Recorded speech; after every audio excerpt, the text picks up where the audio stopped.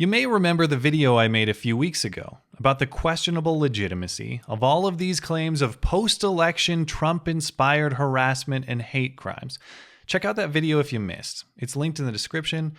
It's the basis for this one. My main point is that these claims aren't properly vetted and verified by the people publishing them. And as a case study in this lazy, agenda-driven journalism, I discussed an example of a Mike.com reporter who was soliciting stories of minorities being harassed by Trump supporters, so we emailed her a fictional one, and she posted it to Twitter immediately with no critical questions asked. And that story picked up some steam. It was front page on the Daily Caller, it was in Heat Street, it was in Louder with Crowder, and more. The story made more noise than I expected, to be honest, but there was one place that stayed completely quiet. Sarah Harvard's Twitter page, the journalist in question. Not only did she ignore me throughout this whole event, but she ignored media inquiries as well, and said nothing until December 9th, when she emailed me asking for an interview. And I agreed to participate in good faith. And Sarah described her upcoming essay to me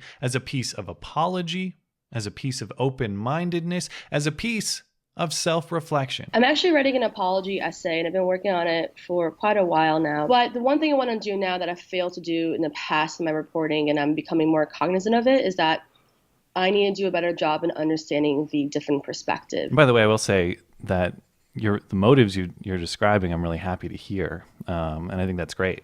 So this sounds like a great project. I'm glad to hear you're doing it. I left that interview linked in full in the description, thinking she would write a piece of introspection, as described. Wishful thinking! Instead, what she published on Mike.com on Friday was this: I fell for a right-wing hoax. Then I called the guy who pranked me. That's not a title for an introspective apology essay. That's more of a title for a smear piece. I thought the title might be I solicited and published false information because I don't vet anything and I'm sorry. Couple questions about the title. How is this effort right-wing? And why does that matter? The guy who wrote the story you published voted for Justin Trudeau in Canada. Is he right-wing? I voted for Obama twice and down the line Democrat both times. Am I right-wing? And who cares? How are our political persuasions relevant to the insufficiencies of your journalistic process? If you push false information, I don't care if the information is right-wing or if the information is left-wing. I care that the information is false. Also, to call this a hoax or a prank is dishonest. Sarah, you asked for this information and we provided it to you, and we discussed that in the interview. Why did you end up thinking that, I guess, like, doing a hoax was the best way of, I guess, like, revealing this problem of, like, fake hate crime stories? Well, my goal was to see what, if any, vetting would go into that process. The reason to put forth the story is because you were soliciting them. And it was sort of a test to see, is this vetted at all?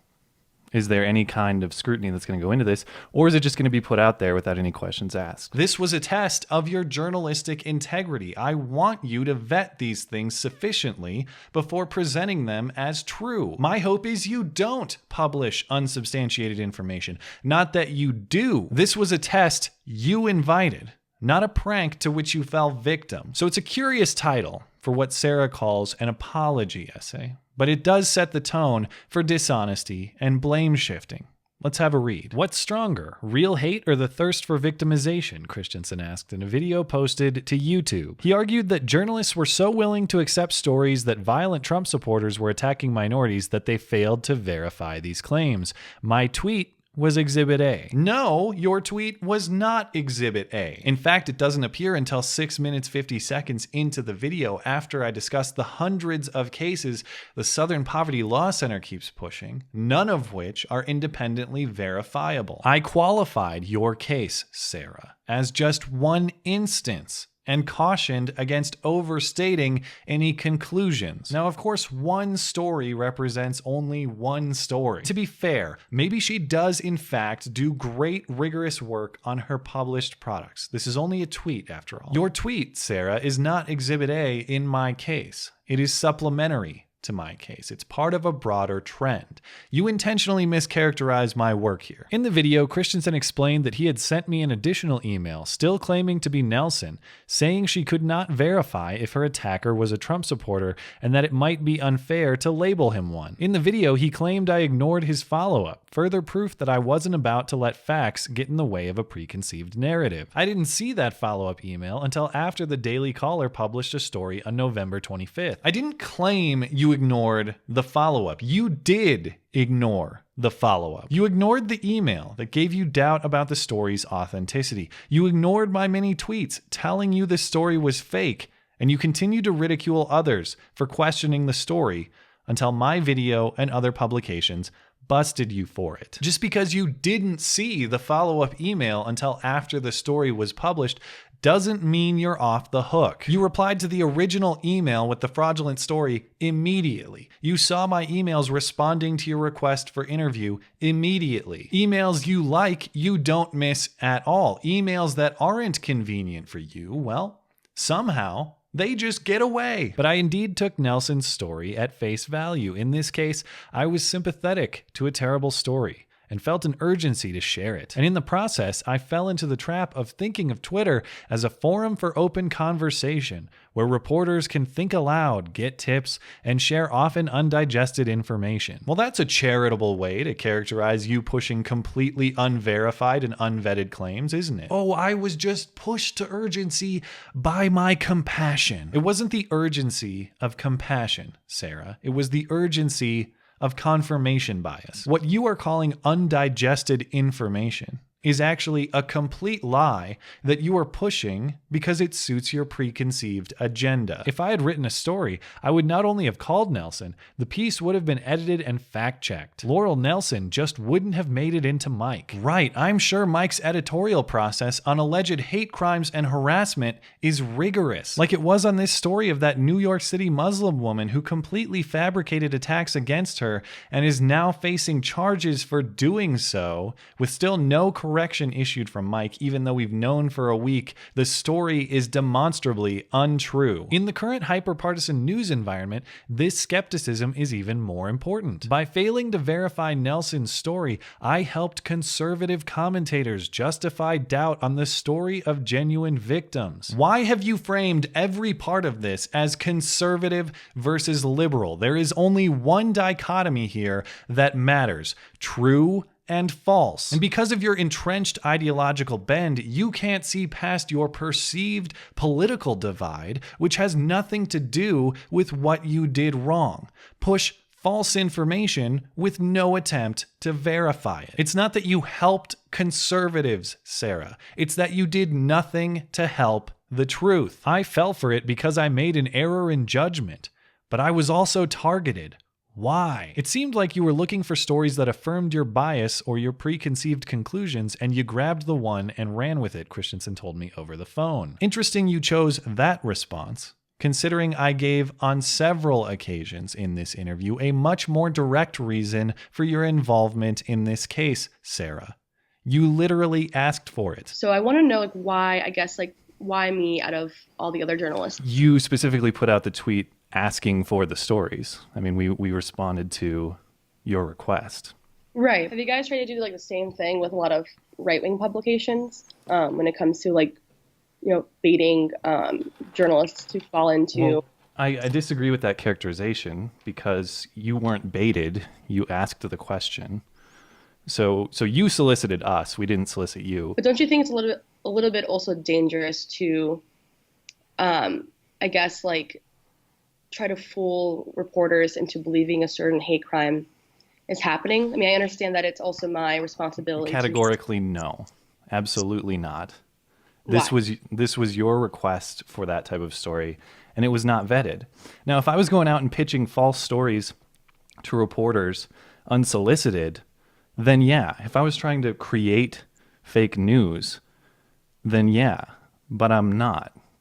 This was your action and our response. You weren't targeted, Sarah. You weren't picked randomly out of nowhere. Listen to yourself. You are saying, I publicly asked for input.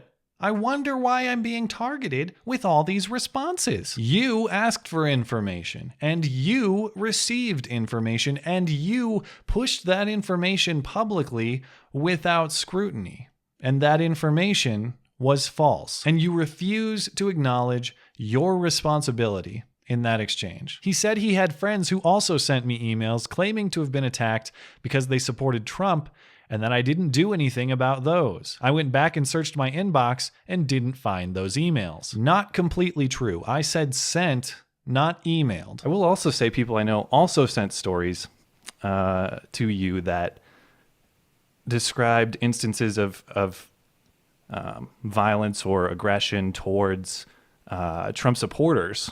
Mm-hmm.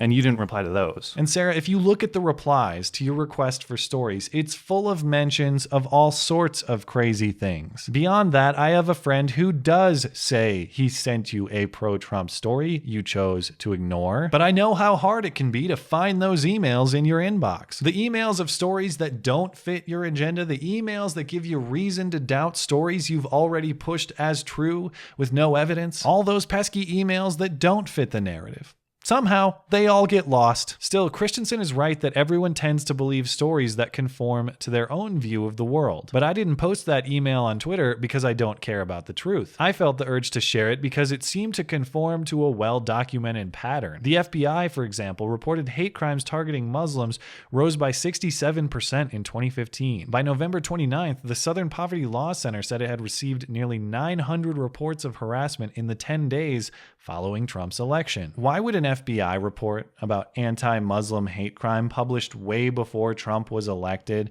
have anything to do with the story you pushed, which was allegedly about a Native American and allegedly Trump-inspired? As far as the Southern Poverty Law Center, my whole point in the original video is their report is entirely unverifiable. But even if I grant these examples as true, Sarah, they do nothing to verify the individual claim you chose to present as fact. Oh, but there's a trend, you say. This example fits the trend. We have a trend of Islamic violence globally. But I bet you insist on hard evidence before connecting any individual attack to Islamic doctrine. We have a trend of anti-police attitude and violence among Black Lives Matter, but I bet you insist on hard evidence before connecting any individual action to BLM. But by your own reasoning, why would you do that? After all, we have an example that fits a trend on face value, so it must be true. I wouldn't doubt the possibility of a Trump supporter being attacked, but it doesn't fit into a pattern. Laurel Nelson's story, unfortunately, did. Well, yeah.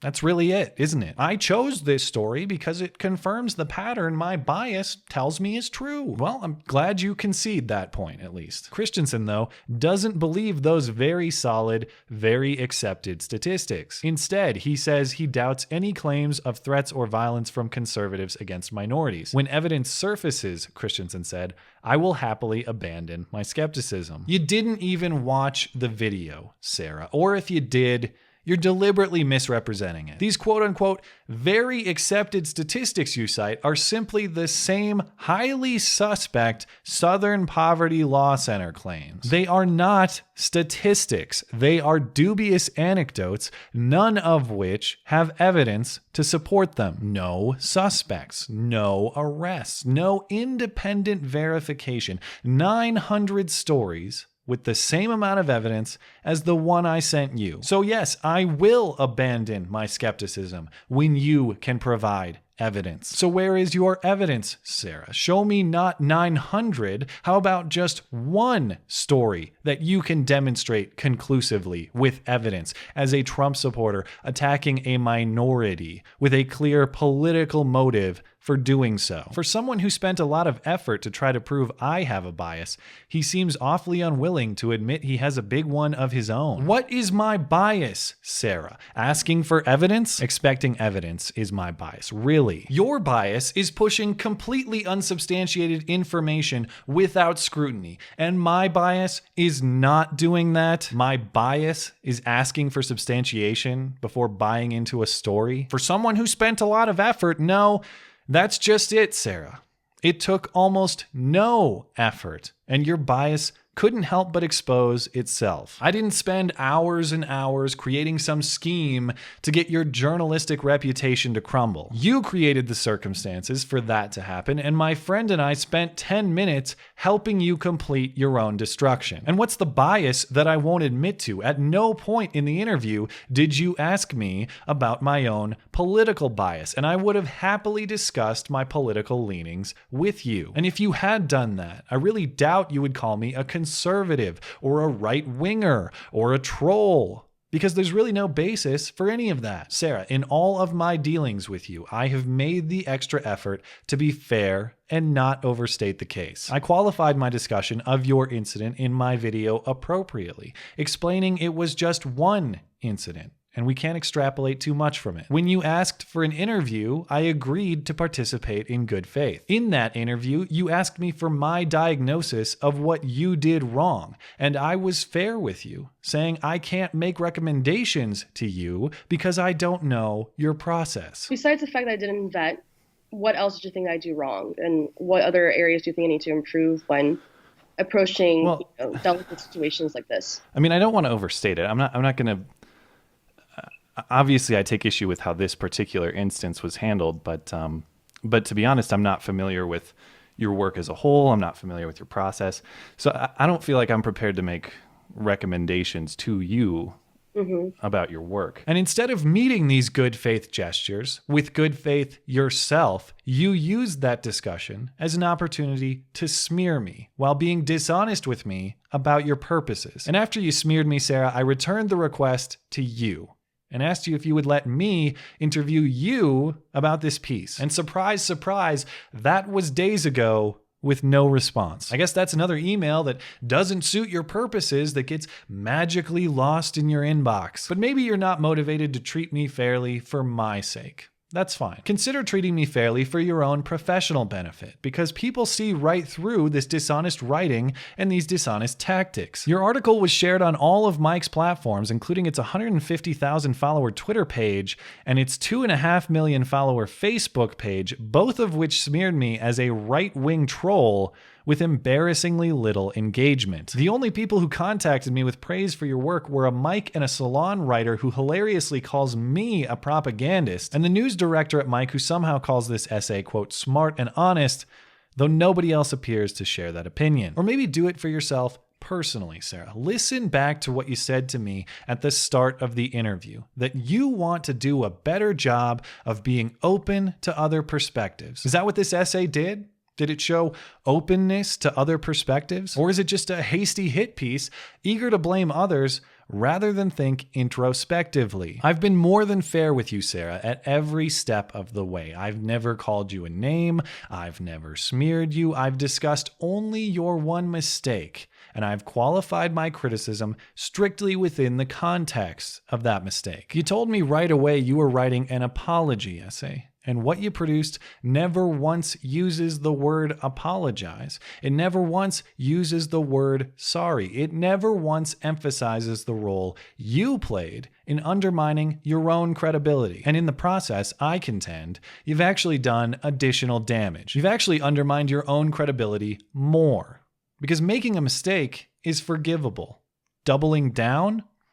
That's tougher to forgive. So Sarah, as soon as I'm done editing this video, I will email you the link and I will ask you again, will you discuss your work with me in good faith like I did for you? If you're willing to question my motives, as you have, will you do the decent thing and allow me to respond? I invite your response, but I don't expect it. Your essay makes very clear how cluttered your inbox can get. Thanks as always for listening and for supporting this channel. Always appreciate that thoughtful discussion down below and especially over on Twitter. That is at Matt C on YT. You're always welcome to come hang out and chat in my live streams. Those are linked down in the description. Looking forward to it. Okay, bye.